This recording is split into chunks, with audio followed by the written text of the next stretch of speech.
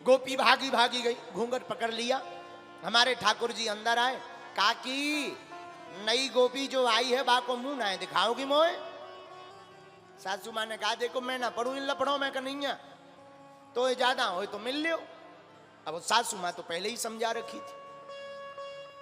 वो गोपी के पास ठाकुर जी आए, अरे ओ गोपी राम राम, मेरे वृंदावन में तू नई नई आई है, मोए ना जाने, मैं जहां पे नंद को छोड़ा हूं सब मुंह पे कन्हैया कहे।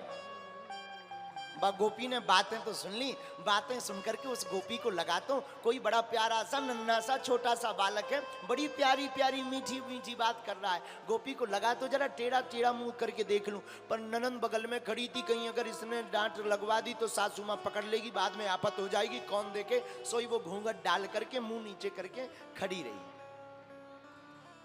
भगवान ने कहा अरे गोपी, ना तो तू घूंघट खोल रही, ना अपना मुखड़ो दिखाए रही, क्या बात है। भगवान उसके पास गए और भगवान जबरदस्ती उसको घूंघट पकड़ करके मुंह को देखना चाह रहे, तो मुंह को देखना चाह रहे, तो वो गोपी ने धक्का दे करके मुंह टेढ़ा कर लिया और घूंघट को बड़े जोर से गर्दन के पास में पकड़ लिया। भगवान फिर गए, घूंघट को लिया और भगवान मुंह देखना चाह रहे, अरे गोपी जरा मुंह तो दिखा, तू कैसे दिखे। बा गोपी ने फिर मुंह टेढ़ा कर लिया, 3-4 बार हुआ। आहा, अब हमारे भगवान ने भी कह दिया जा, तू अपनो मुंह नहीं दिखाए रही, मैं भी वचन को पक्को हूं, जा जीवन भर मैं भी तुझे अपनो मुंह नहीं दिखाऊंगा। महाराज भगवान आ गए, बात आई गई हो गई। 2-3 वर्ष बाद इंद्र ने कोप किया, इंद्र ने कोप करके वर्षा की, मूसलाधार बारिश हुई, सारे ब्रजवासी फड़फड़ा गए, अरे कन्हैया बचाओ, ओ कन्हैया, ए ठाकुर, ए नंद के लाला, बचाओ बचाओ बचाओ। सारे ब्रजवासी आए तो भगवान कहते हैं चलो गोवर्धन की तलहटी में चलते हैं। गोवर्धन की तलहटी में भगवान ने अपनी छोटी उंगली पर पर्वत को उठा लिया। आहा, पर्वत को उठा करके रखा तो सब ब्रजवासी गोवर्धन पर्वत के नीचे आए। वो गोपी भी उस गोवर्धन पर्वत के नीचे आई जिसने भगवान को अपना मुख नहीं दिखाया था। यहां पर एक घटना घटी। आहा, क्या वह गोपी अचानक जब गोवर्धन पर्वत में सब ब्रजवासी नीचे थे तो सब आपस में चर्चा कर रहे थे। 3 दिन हो गया, 4 दिन हो गया, कन्हैया ने नेक आराम तक नहीं किया। उस गोपी ने सोचा कोई इतना छोटा सा बालक इतना बलवान, देखा जाए। और जिस गोपी ने अपना मुंह नहीं दिखाया था वो धोखे से कन्हैया को देख गई। आहा, और जहां वो काली कारी कजरारी अखियां, वो घुंघराले बाल, वो अंगुली के ऊपर गोवर्धन पर्वत धारण किए, पैर के ऊपर पैर रखे, वो जरा कमल लचकी हुई और वो मधुर मुस्कुराहट, वो बड़े बड़े कपोल। और जहां कन्हैया के इस सुंदर रूप चितवन चितचोर माखन चोर कन्हैया ब्रजनंदन यशोदा नंदन को देखा, सोई गोपी अपना सुध-बुध खो बैठी। हे भगवान, मैं कितनी बावरी थी, मैं कितनी पागल थी जो ठाकुर के स्वरूप को नहीं देख पाई। और भगवान ने देखा कि गोपी हमें देख रही तो भगवान ने टेढ़ा मुंह कर लिया।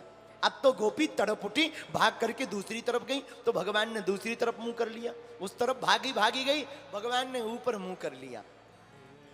अब गोपी रोने लगी, सरकार हमें क्षमा कर दो,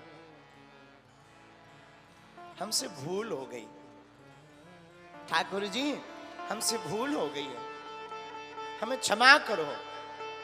भगवान कुछ नहीं बोले।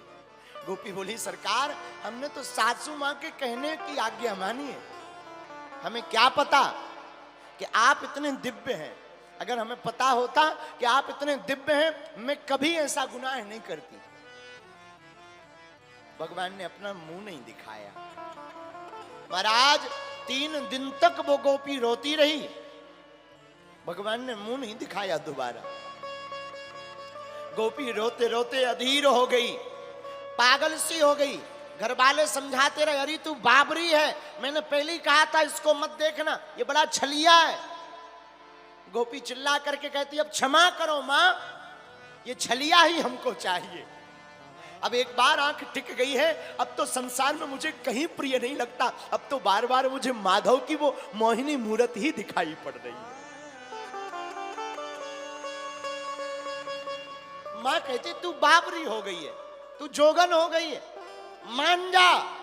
वो गोपी कहती बस कल नाता टूटता हो आज टूट जाए, पर हमारा नाता गोविंद से जुड़ जाए। आंखों में आंसू भर के रो पड़ रही, फूट फूट करके रोने लगी। जब 7 दिन पूरे हो गए, भगवान बोले गोपी अब तुझे दर्शन तो नहीं देंगे हम, क्योंकि हमने प्रण लिया था, तूने धोखे से कर लिए सो कर लिए। गोपी कहती महाराज मैं प्राण त्याग दूंगी, पर मैं आपके बिना अब रह नहीं पाऊंगा। अब इन आंखों में आपके बिना कोई भाता नहीं है, अब इन आंखों को दूसरा कुछ भी अच्छा नहीं लग रहा। आपको देखने के बाद ये आपकी मधुर मुस्कुराहट, ये आपकी मधुर प्यारी प्यारी कजरारी अखियां, ये घुंघराली अलकावली बाल, ये आपके सुंदर सुंदर होस्ट, ये आपकी श्वेत दंतावली, ये आपका शंख जैसा भरा हुआ गला, ये आपकी बड़ी बड़ी भुजाएं, ठाकुर जी अब आपके अलावा कोई दूसरा भाई ही नहीं रहा है। अगर आप नहीं दिखे ना, हम अपने प्राण त्याग देंगे, लौट कर किसी को मुंह नहीं दिखाने। और कन्हैया इन प्राणों को त्यागने का पाप भी तुम्हें लगेगा। हमसे भूल तो हुई है, पर भूल की क्षमा भी तो होती है। ठाकुर जी बोले गोपी क्षमा तो होती है, लेकिन हमने प्रण लिया है, हम प्रण नहीं तोड़ेंगे। पर एक वचन देते हैं गोपी, अब इस बार तो तुम्हें भर नजर दर्शन नहीं होंगे, तुम्हें पुनः दोबारा जन्म लेना पड़ेगा, तभी तुम हमारे भरपूर दर्शन कर पाओगी, तभी तुम्हारा प्रायश्चित पूरा होगा। वही गोपी जब शरीर पूरा हो गया, दूसरे जन्म में कलयुग में वही गोपी मीरा बन करके प्रकट हुई है।